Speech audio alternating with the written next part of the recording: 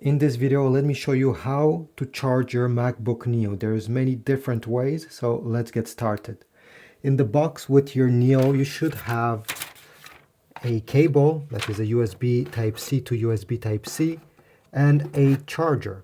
This is a 20 watts charger made by Apple. And simply by plugging this in your wall outlet, and the USB Type-C in either of these two ports on the side, it doesn't matter which one you use, you'll be able to charge your computer. This is the basic way. Now what you need to know is that although it comes with a 20 watt charger, this MacBook Neo is able to charge at 30 watts maximum. So you can charge it faster by getting a 30 watt charger. This one is made by Anker, but I'm pretty sure Apple also makes one. I'll put links in the description if you want to get one. And now if you're on the go and you don't have any power outlets, any USB ports that are made to charge your devices, you can also take a portable battery. This one is also made by Anker, but you know, there's so many brands out there.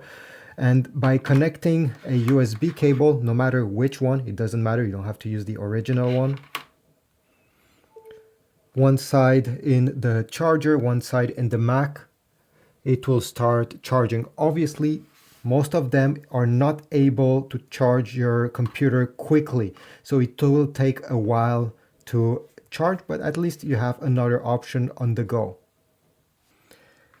If you have one of these charger from an older device, this came I think with the iPhone 7, okay, it's USB type A, you can still use it to charge your MacBook.